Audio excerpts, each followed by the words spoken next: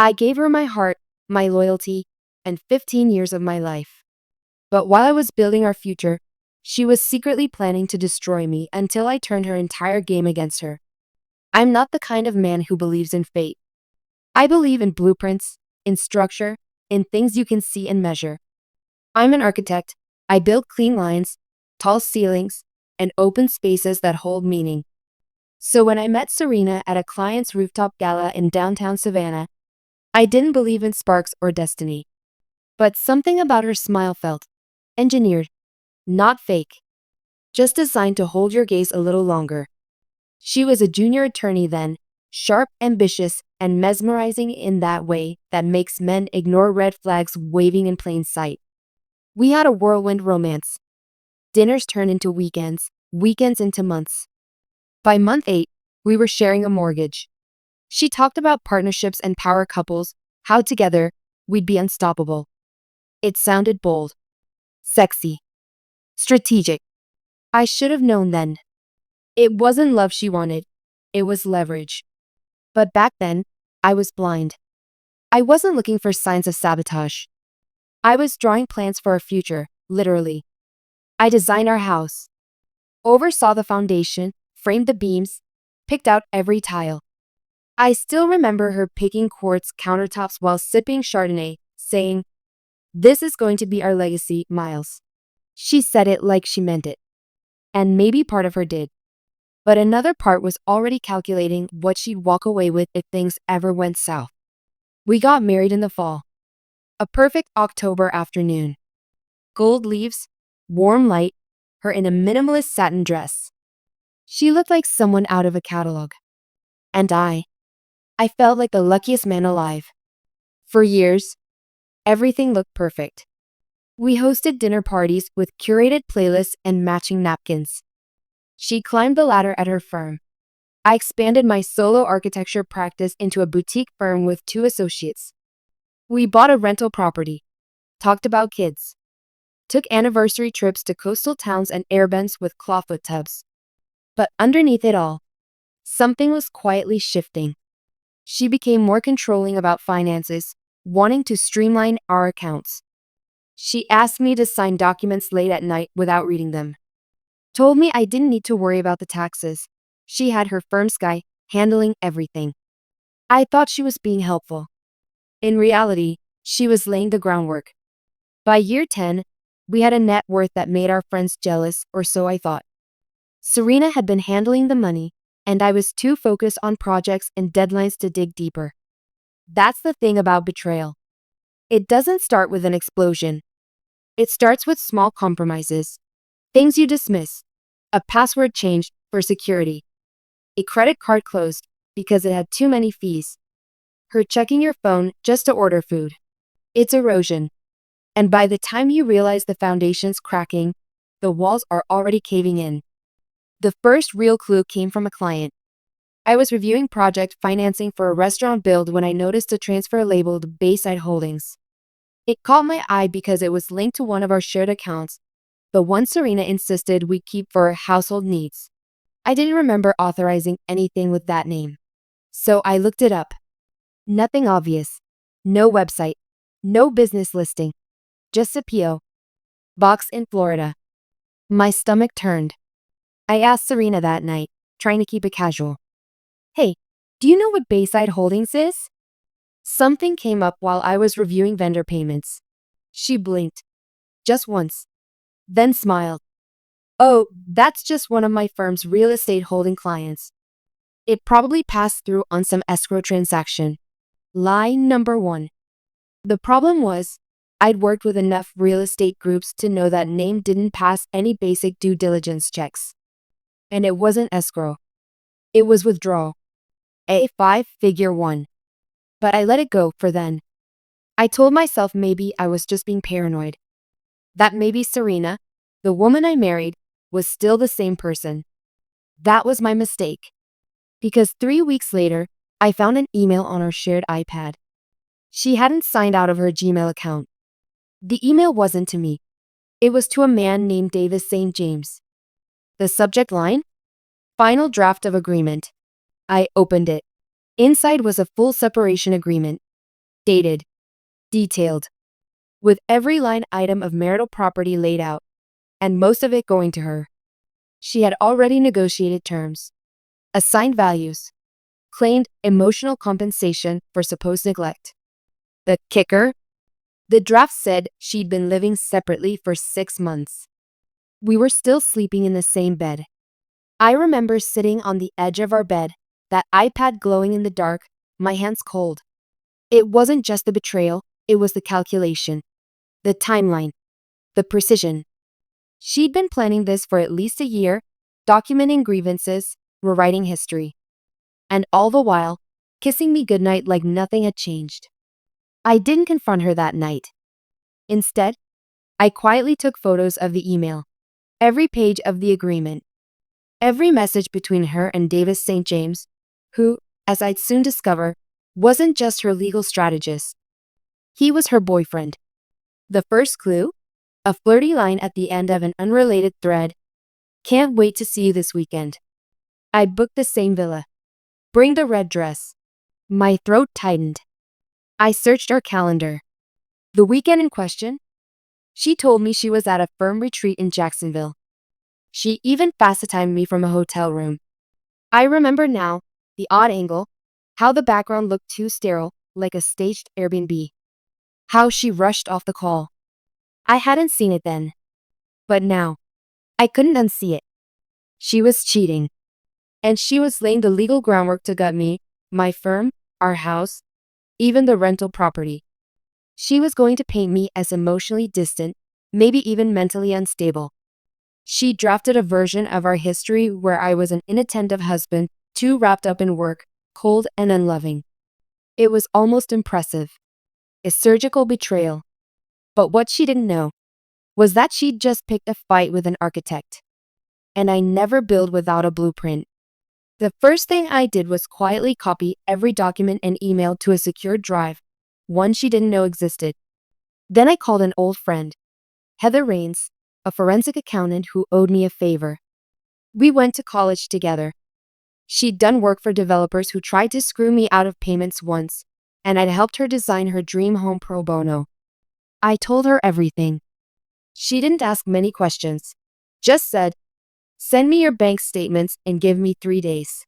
While she dug into the financials, I started playing my part, the oblivious husband. I complimented her hair more, cooked dinner, asked about her cases. I made her feel safe. Let her think the trap was working. She started getting cocky. Started leaving her laptop open.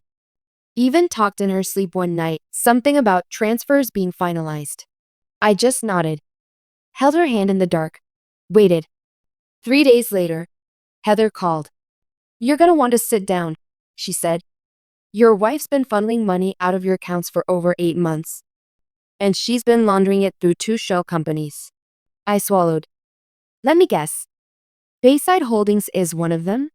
"Bingo. And the other?" "Oakleaf Advisory. Registered in Delaware." "Guess who's listed as managing director?" "Davis St. James." "Yep." She paused, then added, "Also, your joint rental property? She refinanced it without your signature. The notary was a paralegal at her firm."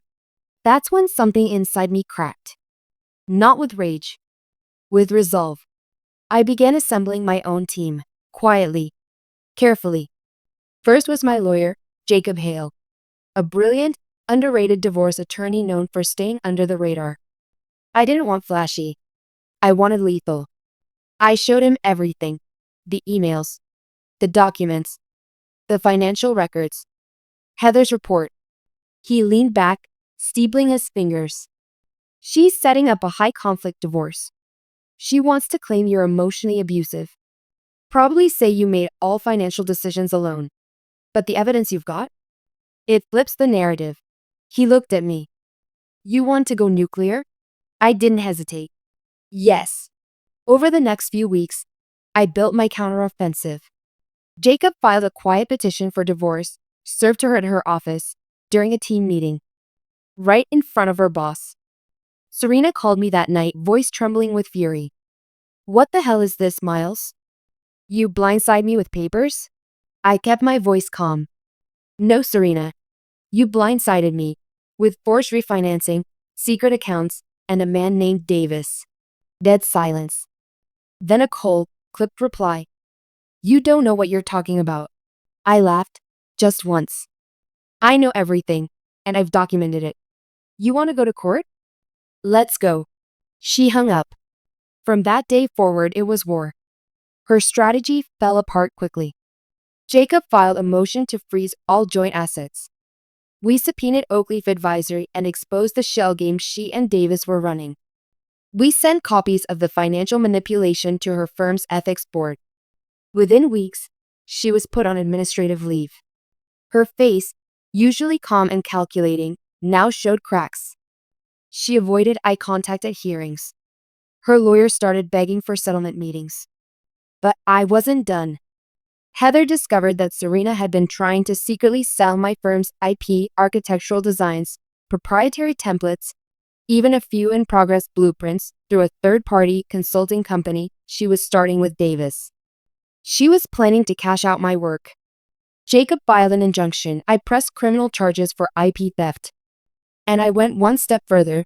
I filed for full ownership of every shared asset on the grounds of fraud. The judge granted an emergency hearing. Serena walked into court looking hollow. She wore the same blazer she wore on our second anniversary. I didn't flinch. I brought photos, emails, transaction records, even screenshots of her and Davis in that Airbnb villa she thought I'd never find. My testimony was quiet, measured, devastating. The court ruled in my favor on nearly every front. Serena lost the house, lost her interest in my firm, lost the rental property. And worst of all for her, she lost the carefully constructed version of herself she'd been selling to the world. I left the courtroom that day not with a smirk, but with clarity. I had built a future for us brick by brick, and she had tried to demolish it behind my back. But she forgot one thing. I know how to rebuild. And this time, I wasn't building for two. I was building for me. After the court ruling, you'd think I'd feel triumphant. But I didn't. I felt empty. Not because I regretted anything. No, I'd do it all over again. But because betrayal on that scale changes you. It scrapes something out of your soul. And in its place, there's a space where trust used to live. Serena moved out 2 days after the verdict. She didn't speak, didn't apologize. Just packed 2 suitcases and left behind everything else. I watched from the upstairs window as she dragged her designer luggage down the driveway. The same driveway I paved myself 5 years ago, sweating through a July sun because she wanted a rustic brick look. That was the last time I ever saw her. But her fallout was just beginning. A week later, I got a call from Heather. You're gonna want to read this. She sent a link. A news article. Prominent family law attorney suspended pending investigation into financial misconduct. Her face was on the header. Serena. Apparently, one of her colleagues, the paralegal who notarized the forged refinance, had cut a deal with the state bar. Testified that Serena knew it was forged. Knew it violated ethics rules. Knew what she was doing. Her firm dropped her like dead weight. She lost her license 6 months later. Davis tried to save her. He showed up in arbitration hearings, shouted about conspiracy and male power structures, whatever that means. But it was too late. The shell companies were exposed. The IP theft charge became part of an FBI inquiry into white-collar fraud. Davis was quietly disbarred within the year. They disappeared into the shadows. And I started over. The first few months were strange. I'd walk into rooms expecting her perfume. I'd reach for 2 coffee mugs instead of 1. I'd find receipts in drawers, from vacations, dinners, anniversaries, and feel that old aching sting. But it faded. Because I had something she never really did. Peace. I moved into the city. Bought a converted loft with floor-to-ceiling windows and exposed brick. Something clean. Open. Honest. I renamed the firm too. Not out of spite, just as a line in the sand. Hartley & Co. I hired 2 interns from my alma mater. built a mentorship pipeline for architecture students from underserved backgrounds. I wanted to leave something behind besides blueprints. And for the first time in 15 years, I started sleeping through the night. But the final twist? That came a year later. I got an envelope in the mail. No return address. Inside was a letter. Typed. Signed only. An old friend. It read, "She's working at a real estate office in Sarasota now. Changed her last name back. Goes by Serena Vale. Selling condos to retirees and hiding from anyone who asks too many questions. She tells people you were controlling. That you cheated. That she left to find herself. Just thought you'd want to know the version she's still selling." I sat there holding that paper for a long time. Then I smiled. Not because I cared, but because she still thought she was playing the game. And I'd already won it. You see, I gave her my heart, my loyalty, 15 years of my life. But while I was building our future, she was secretly planning to destroy me. She underestimated what a builder does when the foundation cracks. We don't panic. We reconstruct. And when I was done, there was no place left for her in the blueprint. About 6 months after receiving that letter about Serena, I ran into someone I never expected to see again. Amanda Lee, my college ex.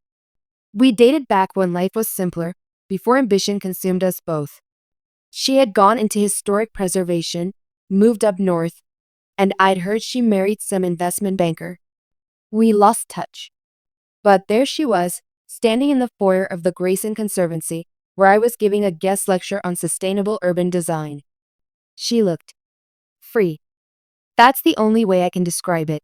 Not rich. Not glamorous. Just content. She smiled like no time had passed. "I always knew you'd do something like this," she said after my talk. "You never just built for clients. You built for purpose." We went for coffee. Then lunch. Then dinner. I found myself laughing again, not out of politeness, but because it felt good. She told me she was divorced. Her ex had gone to prison for securities fraud. She'd spent years rebuilding too. There was no rush between us. No declarations or illusions. Just two people who had been broken in different ways, learning what peace actually looked like. Meanwhile, my firm had grown.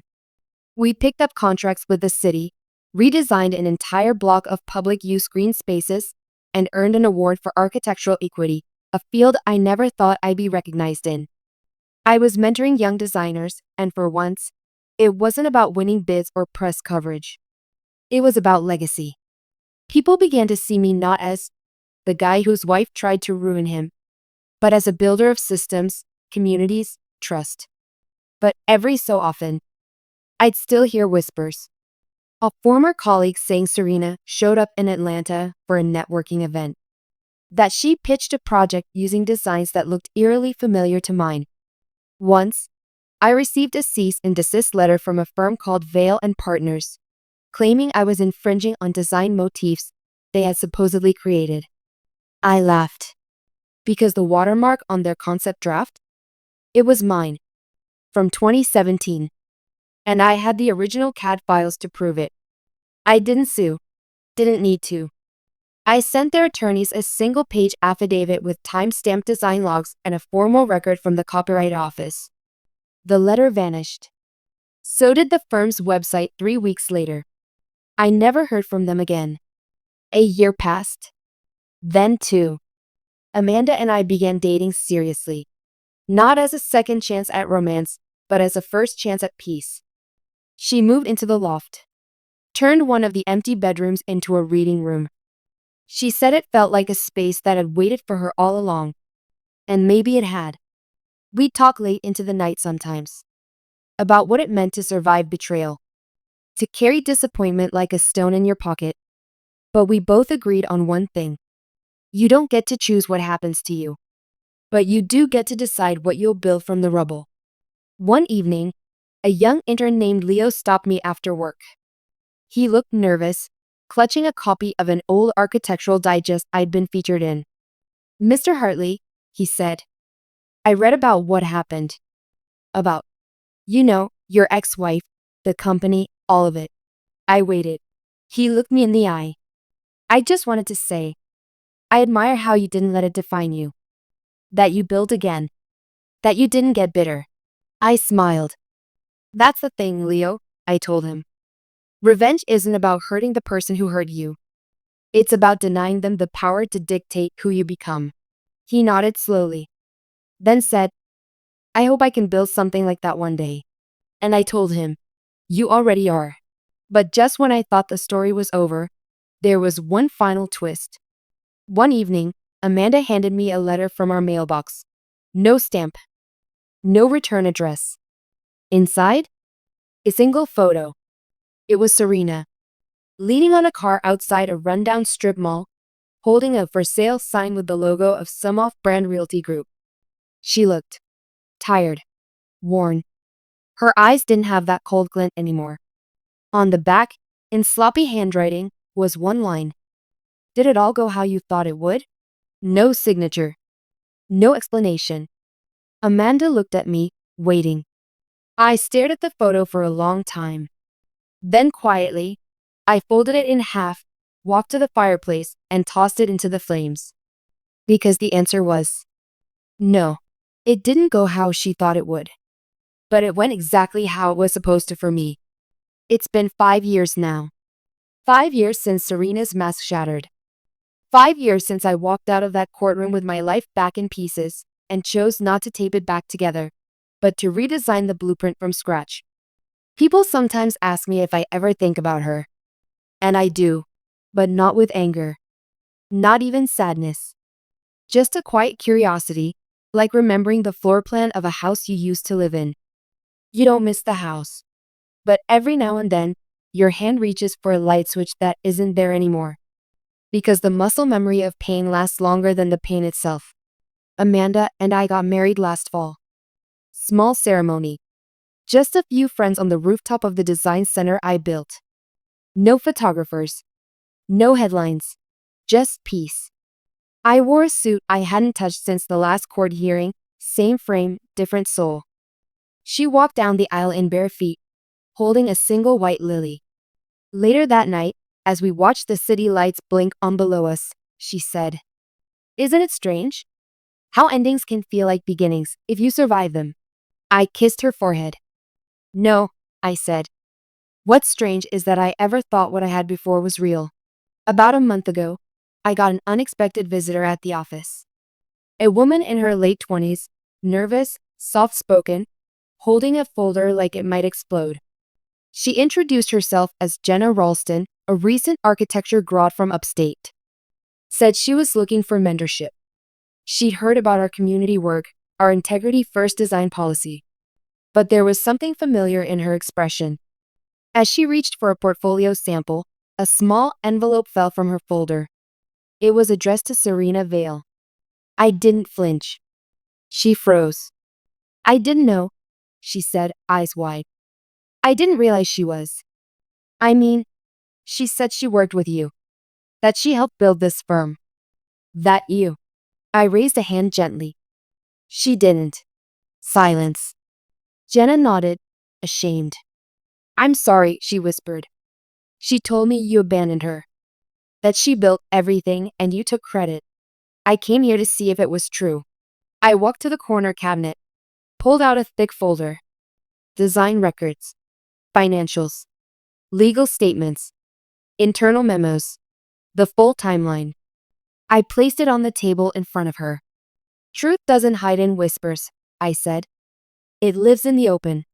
Jenna opened the folder, read a few lines, then looked up at me with tears forming. She lied to everyone. I nodded. She lied to herself most of all. I offered her a paid internship on the spot.